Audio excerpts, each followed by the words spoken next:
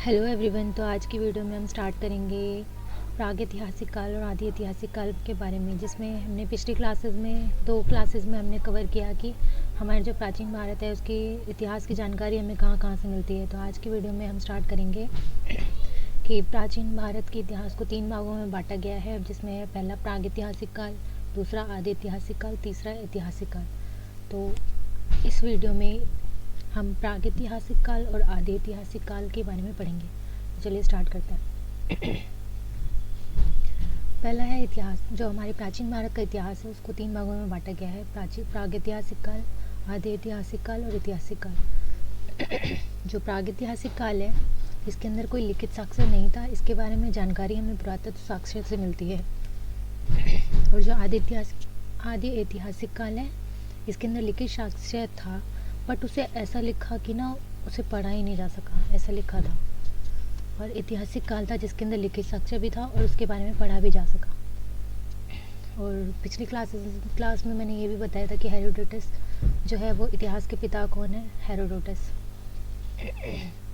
तो आज हम प्रागैतिहासिक काल और आदि ऐतिहासिक काल को कवर करेंगे। तो प्रागैतिहासिक काल को 4 भाग काल में बांटा गया था, जिसमें पहला है पूरा पाषाण काल, दूसरा मध्य पाषाण काल, तीसरा नव पाषाण काल, चौथा ताम्र पाषाण काल। इसको प्रागैतिहासिक काल को पाषाण काल भी कहते हैं, क्योंकि इस समय जो वो आदि मानव थे उन्होंने पत्थरों से औजारों को बनाया था और औजारों की भी खोज हुई थी।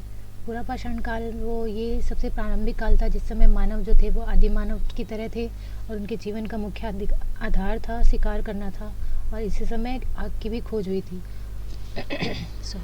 तो जो शिकारी थे उनको आखेटक कहा गया था। ये कॉम्पिटिटिव एग्जाम्स के लिए इम्पोर्टेंट है, शिकारी को आखेटक कहा गया। मध्य पाषाण काल में अब क्या हुआ कि छोटे आकार के अस्थिपंजर मिले, जिन्होंने खोज करी, इस समय की जांच करी, तो उसमें उनको क्या क्या मिला था, छोटे आकार के हथियार मिले थे और अंतिम संस्कार का कार्यक्रम, ऐसा अंत्येष्टि कार्यक्रम के बारे में भी जानकारी मिली थी कि जो मध्य पाषाण काल था उस समय अंतिम संस्कार भी करे जाते थे। अब आता है नवपाषाण काल, जिसके अंदर जो मनुष्य थे, जो आदि मानव थे, अब उन्होंने स्थायी आवास खोज लिया था और उस समय कृषि और पशुपालन भी स्टार्ट हो गया था। और पहिए और मनके की खोज भी इसी टाइम में हुई थी, नवपाषाण काल में। और इस समय जो पहला पालतू पशु जो मानव के द्वारा अपनाया गया था वो था कुत्ता। अब आता है ताम्रपाषाण काल। इसके अंदर तांबे की खोज हुई थी और औद्योगिकरण की भी शुरुआत इसी टाइम में हुई थी। उसके बाद कुछ इम्पोर्टेंट है, जैसे पाकिस्तान के सुलेमान और केतर पहाड़ियों के बीच में सबसे पहली खेती 7000 ईसा पूर्व में जौ और गेहूं की हुई थी। और पहली बार चावल के साक्ष्य कहाँ पर मिले थे, इलाहाबाद के कुलडीगा में मिले थे। अब आता है आदि ऐतिहासिक काल। इस काल में लिखित साक्ष्य मिले थे, बट ऐसा लिखा था कि पढ़ा ही नहीं जा सका। और इसके अंदर सिंधु सभ्यता भी आती है। आदि ऐतिहासिक काल के अंदर सिंधु सभ्यता आती है। सिंधु सभ्यता के बारे में पढ़ेंगे। सिंधु सभ्यता जो थी वो 2400 बीसी से 1700 बीसी तक चली थी। बीसी मतलब before the birth of Jesus Christ, मतलब जो ईसा मसीह थे उनके जन्म से पहले के समय को बीसी कहते थे, और उनके बाद के समय को, उनके जन्म से स्टार्टेड समय को एडी कहा जाता था। एडी मतलब Anno Domini, in the year of Jesus Lord. तो ईसा मसीह के जन्म से 2400 वर्ष पहले सिंधु सभ्यता स्टार्टिंग हुई थी, 1700 तक चली थी ये सभ्यता।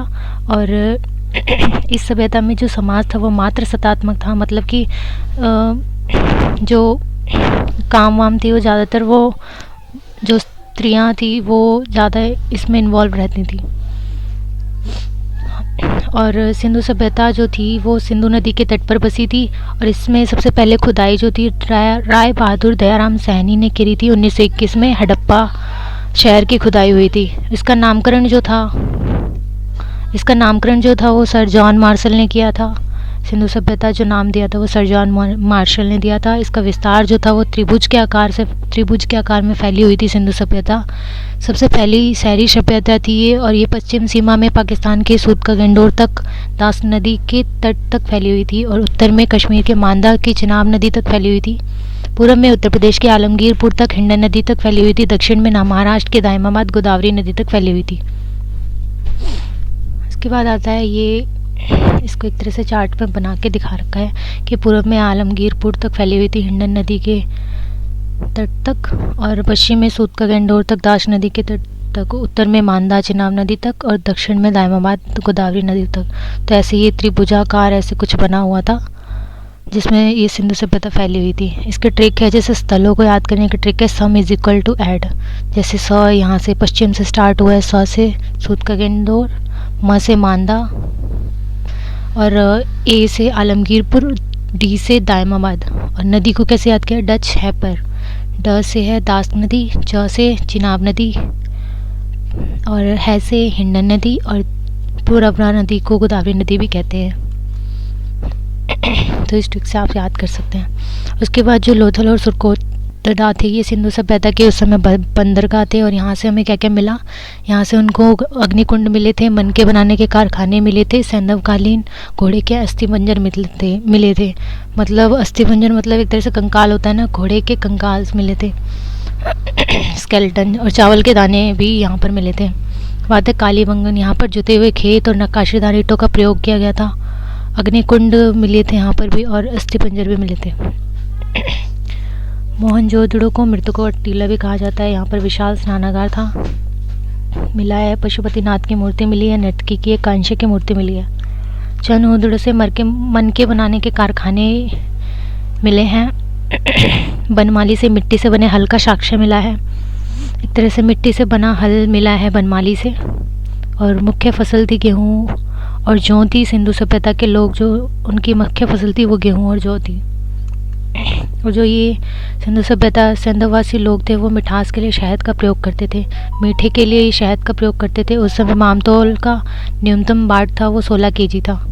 2 पहिए और 4 पहिए वाली बैलगाड़ी और भैंसा गाड़ी का प्रयोग करते थे।